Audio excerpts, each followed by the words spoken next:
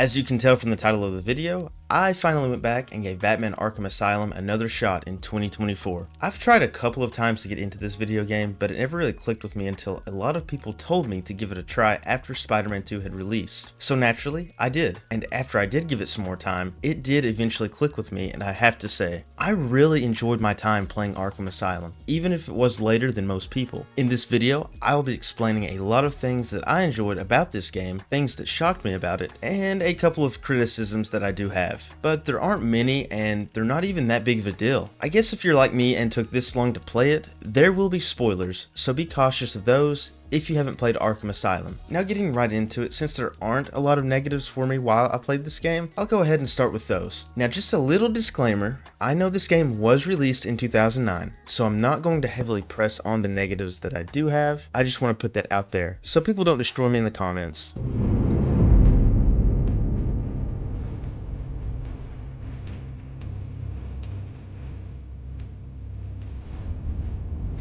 But just diving right through this, I thought the boss fights were kind of repetitive. Don't kill me, but the boss fights like Killer Croc, Ivy, Bane, and the Joker. More so the Joker. That one kind of disappointed me towards the end because you're just waiting for him to get distracted by the helicopter to pull him down, then attack him. Rinse and repeat. I did like the idea of the Titan Serum beefing him up, but I was expecting a little more from that boss fight. I also didn't like the area in the sewers with Killer Croc. Walking on the pallets, using the signals to guide Batman through them was a little bit of a chore. Then the repetitive part where he would show up, then you just throw a batarang at him to fall back in the water was cool the first few times, but after about 25 times, it got old really quick. I will say I really did like the design of Killer Croc though. Just again, wish it was executed better. Probably one of my biggest complaints about this game was the stealth factor. I thought the idea and foundation for stealth was great, but some of the mechanics just made the entire thing just frustrating. The game wanted you to swing up on these statues to break a line of sight if you did get caught, but you had to do it multiple times to do so, even if it was the same two statues that you could use. Once you would swing across them so many times, the line of sight would be broken. It was just frustrating because there were times where you would swing across while they're shooting at you, and you just needed to swing across like one more, and so many people are opening fire on you, and then you die, resulting in you having to start over that entire process again. Just to add, I'm not saying that they should have made the stealth easier. I actually enjoyed how it was a challenge, and it actually made you think. You couldn't just recklessly charge in and expect to take all of them out when you just sneak attack one henchman. Just some hope that I have in the other games, they actually improve on that part solely and build the rest of the stealth around what they've already made. That would be one of my wishes for Batman Arkham City, which I do intend to play next and make another video on as well. And the last bit of criticism I had when playing Arkham Asylum was that some of the controls were just a bit clunky. But again, it's a 2009 game and they can only do so much with a remaster. I get that. It's just that some things did feel a little stiff at times with animations, and a little bit of the controls were weird. But in all honesty, it wasn't that big of a deal. In fact, you kind of get used to them the more you play, which I think that means a lot. Now that I have all of the negatives out of the way, I'm going to talk about a lot that the game gets right, and it gets a lot right. I'm not super knowledgeable on Batman like I am Spider-Man, but even I can tell that Rocksteady gets the character as well as his rogue gallery right. They nailed so much when it comes to character writing, from Batman to Harley Quinn, Joker, even the Riddler was really cool. The voice acting was very surprising and refreshing, and they executed that greatly. Mark Hamill as Joker is always a treat. I love his take on Joker, and I always will. Plus you have the GOAT, Kevin Conroy.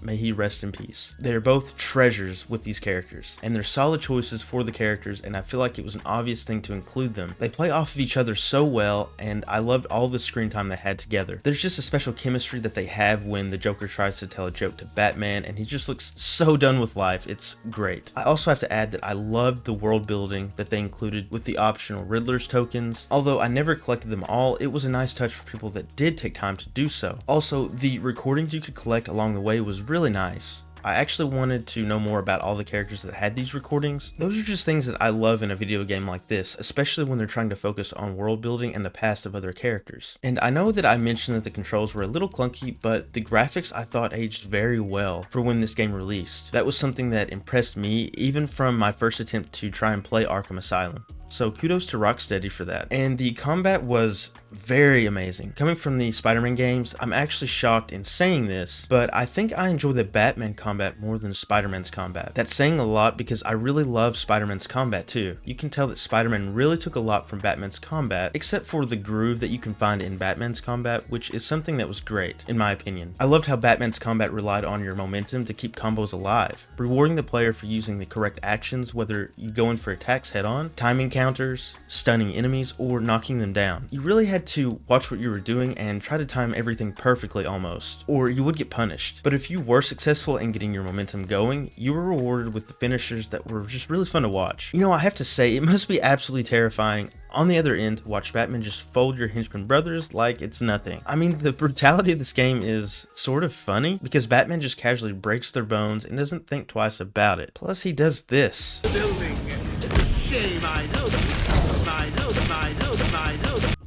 I mean, it's brutal, man. Do it again.